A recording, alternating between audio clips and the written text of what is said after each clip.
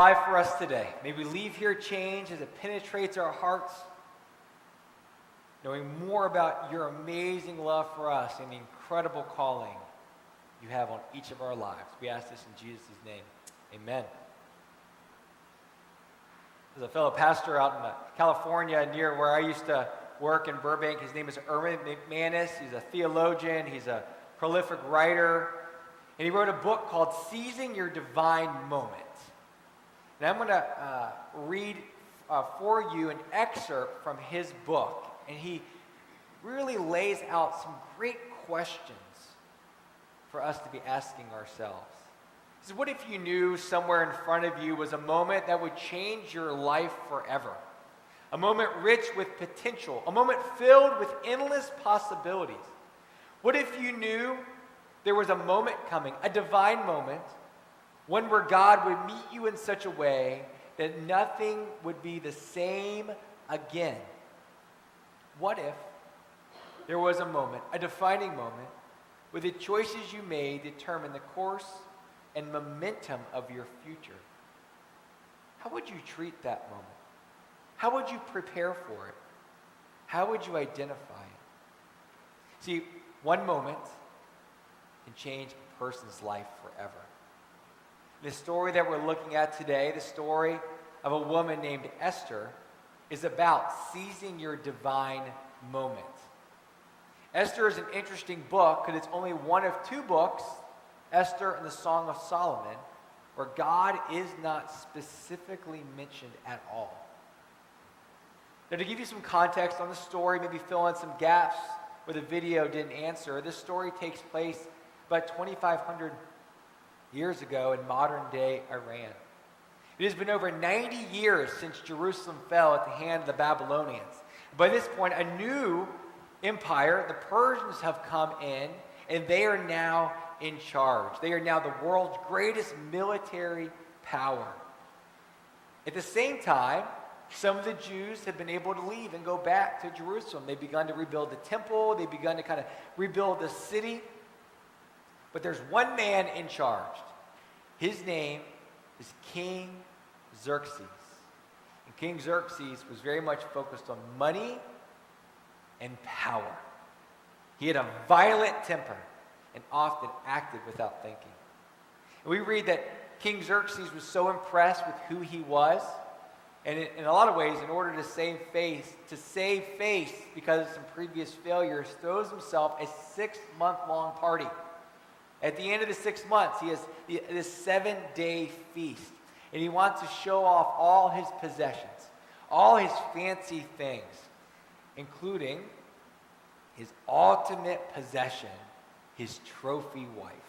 Now what do you think he wanted to show off about her? Her brains? Her ability to discuss the politics of the day? Maybe her personality? No. He wanted her to come in order to display her beauty to the people and the nobles, for she was lovely to look at. And we don't know specifically all the details, but what we know is, what we can read into the text is this some way that she was going to be rather humiliated. But then something extraordinary happens. Queen Vashti, the woman who the king Xerxes calls his wife to say, I want to show you off, she says, I don't think so. I am not coming to parade myself in front of a drunk mob after 7 days of Miller time. I think I'll just stay home and rearrange my sock drawer. How do you think the king responded to that? Oh, don't worry about it, queen. No problem. Of course not. He was already angry. He had a drinking problem of his own. And anyone who refused the king, no matter what demands he placed on them, you were signing over your death warrant. It's not acceptable. And after taking some counsel from some of his advisors, he says, I'm not going to put you to death, but I'm going to send you away. And in his anger, he writes this decree. This is great. He says, to each province in its own script and to each people in their own language, proclaiming that every man should be ruler over his household. In other words, because his wife didn't fall in line, he literally made a law that said, wives, you need to listen to your husbands. The story continues. It says, later, when King Xerxes' fury had subsided, he remembered Vashti and remembered what she had done and what he had decreed on her. In other words, he regrets, yet he can't go back on what he has done. Then the king's personal attendants proposed an idea. Let a search be made for beautiful young virgins for the king. So what we have is not a Miss Universe pageant, but a Mrs. Xerxes contest. And according to the Jewish historian named Josephus, about 400 young girls were put through about a year of training to prepare them to become the king, if the king chose them. Meanwhile, the story continues, and there are Jews who've gone back to Jerusalem, others who stayed around, and one of the Jews who stayed around is a man named Mordecai. Mordecai is a cousin to Esther, but he becomes really a father figure to Esther because Esther was orphaned. So Mordecai adopts her as his own daughter. And the Bible says that Esther was a very, very beautiful woman. And Esther is one of the women chosen to be put into this contest to become the next queen. It says when the 400 are brought forth, who do you think the king chooses? Esther. You guys are a sharp bunch. Have you read this before? It says, Esther, you're my girl. So here's Esther, kind of the rags to riches story, the Cinderella story. She's an orphan. She's poor, and then she becomes one of the most powerful, if not the most powerful woman on the planet. Now there's one thing that Esther does not divulge during this time. Mordecai warns her, whatever you do not tell them you're Jewish. So she keeps that to herself. Then over here, we meet Haman. Ooh, right? Bad guy. Haman is like an SS officer. He's second in command. The king is really impressed with his political power and authority, but he's a bad dude. Boo, Haman, boo. Haman has this idea. He's like, hey, king, you and I, we're kind of big deals. People should be really impressed by us. So here's what we're going to do. Why don't you make a law that says whenever someone comes before you or me, they need to bow? The king's like, that's a good idea. We should do that. Great. So the king signs this decree. But who do you think does not obey this decree? His name is Mordecai. See, Mordecai's a Jew. He's over here with Esther. And a good Jew does not bow to anyone but God. Haman, does not appreciate not being bowed down to. So Haman goes to the king and says, King, not only are we going to take care of Mordecai, we're going to wipe away all the problems. We're going to get rid of the Jews. King says, great idea. So he writes a decree that all Jews can be murdered. Not good. Mordecai catches wind of this. Then he sends a message to Queen Esther, the most powerful woman in the empire, and says this: do not think that because you are in the king's house, you alone of all the Jews will escape. For if you remain silent at this time, relief and deliverance for the Jews will arise from another place. We're going to come back to that. That's a very interesting statement he makes. But you and your father's family will perish. And then we get to one of the most famous lines in the entire Old Testament. It says this: and who knows but that you have come to your royal position for such a time as this. Esther, God has put you in a position to make a difference. This is your divine moment. This might be the very purpose of why you were born. It's time for you to step forward. And Esther says, Mordecai, do you know what happens if I go before the king and he doesn't approve? They will kill me. Mordecai, one woman already tried to stand up to him, and he sent her away. If I'm lucky, that's what will happen to me. Mordecai reminds her, you have not been brought to this position so that you can have fancy things. A nice tiara, fancy clothes, a nice title. You've been brought to this point in your life because God is going to use you to help redeem the world. So do not let your success or the threats of what you might lose keep you from remembering that there's someone else writing your story.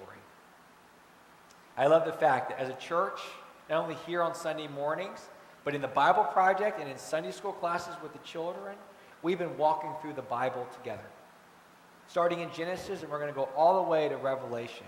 And what we're seeing, what we're recognizing, that we have this one perspective in our daily lives. We call it kind of the lower story, things that are in ordinary day, things happening during the day. And then what we've also seen is that there's this grand plan. We call it the upper story, where God's purposes are being lived out and carried out. See, one of the things this reminds us is that our lives are no accident. And this is what Mordecai is trying to get Esther to understand. You see, Esther, there is more than just what you can see. There is more than just what appears. But God has your back. He is your strength. And what Esther does, knowing that there are great risks involved, she decides to trust the Lord. But first she says, Mordecai, I'm going to need something from you and from my people. I need you to go, I need you to fast, so I need you to refrain from eating for a time. I need you to pray, because what we're trying to do, the evil that we're trying to defeat, is going to do it. We're only going to do it through the power of God. And I'm not going to be able to do it alone. Now we're going to go back to that verse I mentioned a few minutes ago. I love the fact that Mordecai says to Esther, Esther, if you remain silent at this time, relief and deliverance for the Jews will arise from another place. In other words, God has this. But this is your opportunity to step into the situation and make a difference. And this is exactly what Karen shared about just a few moments ago. God doesn't need us. God is capable of redeeming the world, of setting things right and defeating evil without you and me. But he invites us to be a part of his story. He invites us to be a part of his redeeming work. But Esther says, look, if I go forward, it might cost me my life. It might cost me my reputation. I might even fail. But it's not about me. So Esther's focus and trust was on the Lord, and she musters up the courage to go and talk to her husband, King Xerxes. Do you know how she got to her husband's heart? It's a biblical principle, by the way. Do you know how she changed his mind? She went for his stomach. She fed him dinner. See, Esther has the king throw a banquet. She charms him, and at this banquet, the king begs her, oh, Esther, whatever you want is yours, up to half of my kingdom. And there's something about who she is, her willingness, her sincerity, her humility, and she says, there's someone out there that's trying to destroy me and my people. The king finds out it's Haman. Ooh. And the king has Haman put to death. And he saves the Jews. The king knows that he cannot undo a decree to kill the Jewish people. So he says, I'm going to make another decree. And this decree is going to say, the Jews have the right to defend themselves. So go and get them.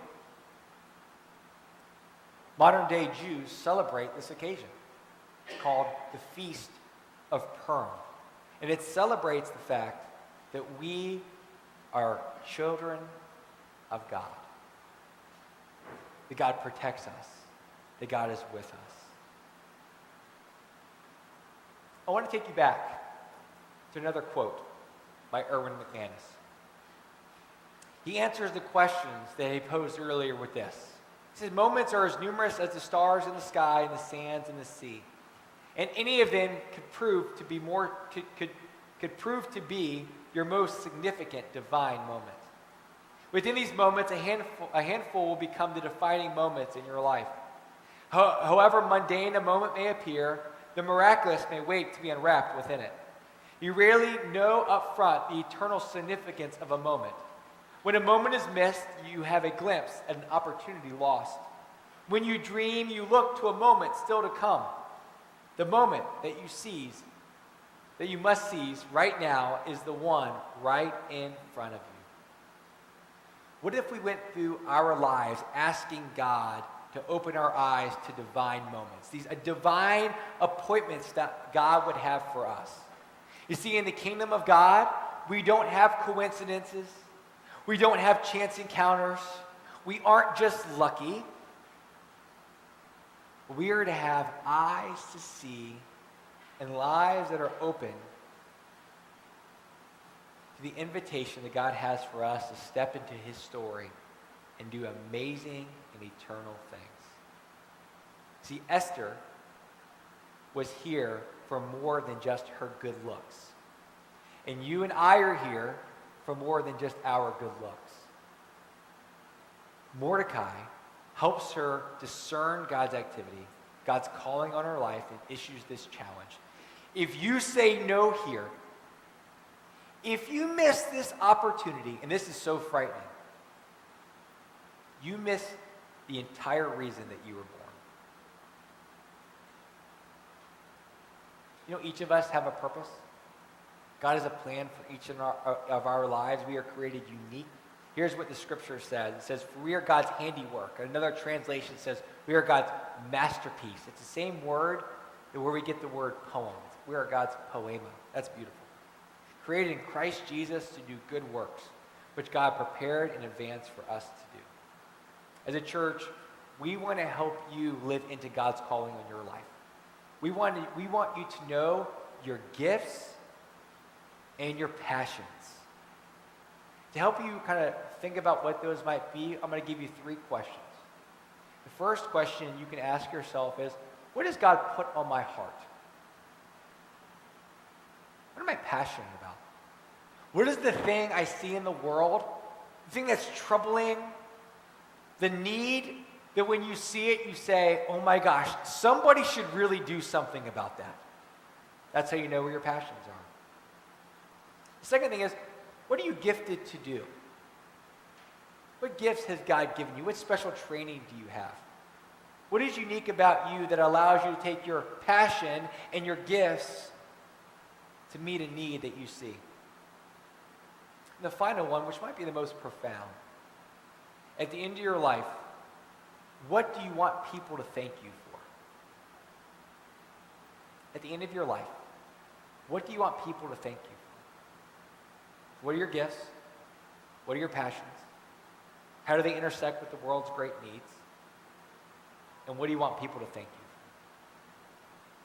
for? Now, if you've never taken a spiritual gifts assessment, we have one available for you. It's called the SHAPE test to help you understand your shape, how you're created. There's a free one online. It's in the Connect. A link to it with some instructions about how to fill it out. If you've never done it, it's a great exercise to really discover how you're shaped, how you're wired, what your passions are, and how you can engage in the ministry of this church and wherever God has for you. So make sure, if you have any questions about doing that, come see me. You can stop in the office. You can do it at home. We'd love to have you be a part of that.